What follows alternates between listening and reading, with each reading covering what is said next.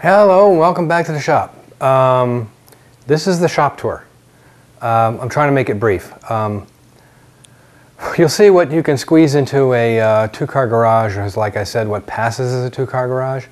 Think 10 pounds of stuff in a 5-pound bag.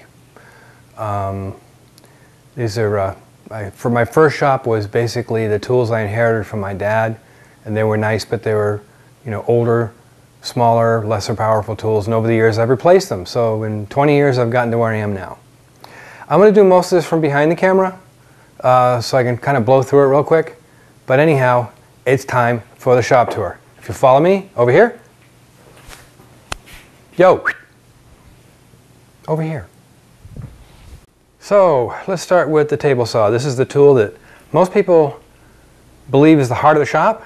Of course, it depends on what kind of work you do. If you work in a boat shop, the most important tool is your bandsaw. But that's a subject for another show. Anyhow, yes, I have a SawStop.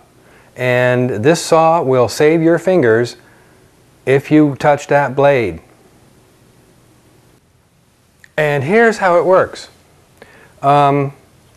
If you touch the blade while it's running, the saw will stop the blade and drop it below the table in about 10 milliseconds. I've got this saw because I had an accident with my last saw. No, I did not sue the company. And my wife said, coming back from the hospital, you're getting a SawStop. So, love that woman. Anyhow, this is a demonstration I was able to do at the woodworking show. And what it is the cartridge that's blown into the blade. I'll bring this in instead of zooming in so you can see this. Here's the cartridge, here's the shoe. It blows into the blade from this spring when it's triggered and stops the blade in about 2 or 3 teeth, and then the inertia drops everything below the table saw surface. They do the demo at shows and the like with a hot dog, and it's very impressive to watch. But anyway, I've got my SawStop, and it's a professional size saw. It's a 208, 250 volt, 3 horsepower motor. Doesn't even know the wood's there. That's it. That's my table saw. And the air compressor, it's plumbed around the shop so I can pick up air in a few locations around the shop. My wife helped me get that for Christmas one year, and I think she just helped me get it because she was sick of my little tiny one cycling all the time. Next is my mechanics rollaway, which of course I've outgrown. Most people do. And next to that white box you see there is a small portable heat pump. And what that does is that cools in the summer and heats in the winter and does a pretty good job. When we built the house, we insulated the entire garage, including the doors, and you'll see the horrible insulation I have in my doors. Next to that is my welder. That's a little MIG welder. It'll do up to 1/4 inch. And below that, oxyacetylene bottles for doing gas welding. This is my lathe. It's an old Rockwell I found on Craigslist. I took it apart, restored it, I put new bearings in the head, painted it that kind of silver hammer paint. I didn't like the blue or gray it came in. You can see up on the backboard is my tools, all my chisels, an incandescent light. I'd rather turn under incandescent than fluorescent.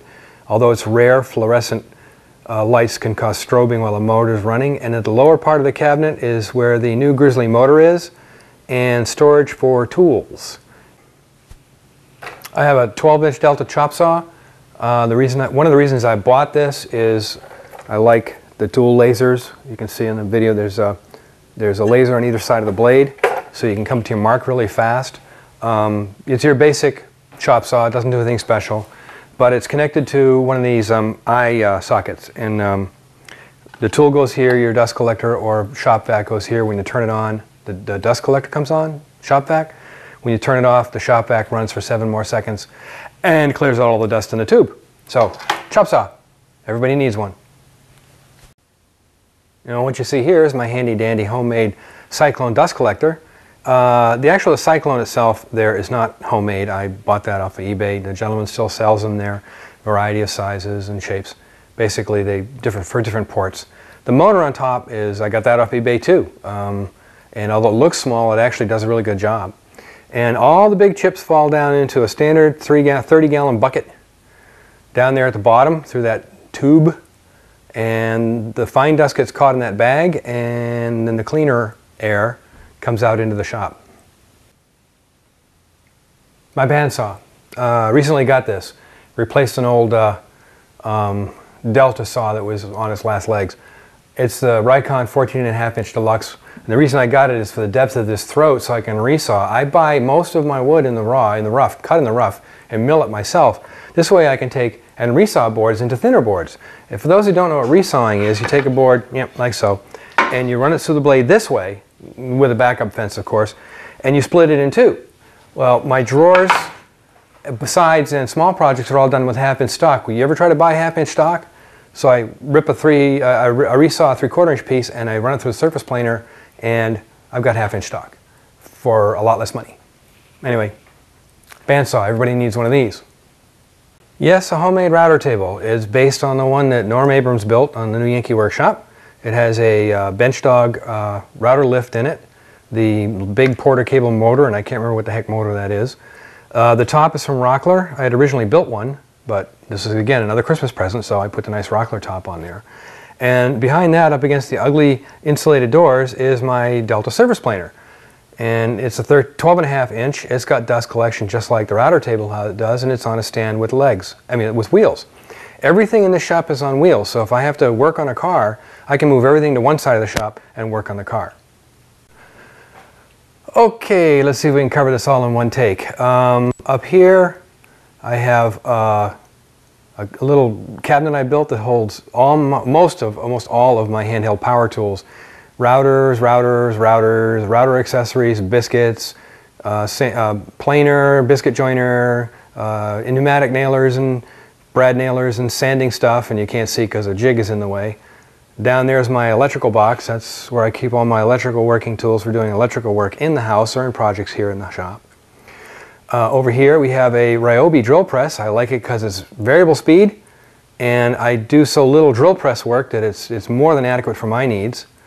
And up here we have a drill station with my handheld drills. You see I've outgrown it. There's one hanging from the top. All the chargers and drill bits and cabinets boxes there, and all my drill accessories are in that cabinet.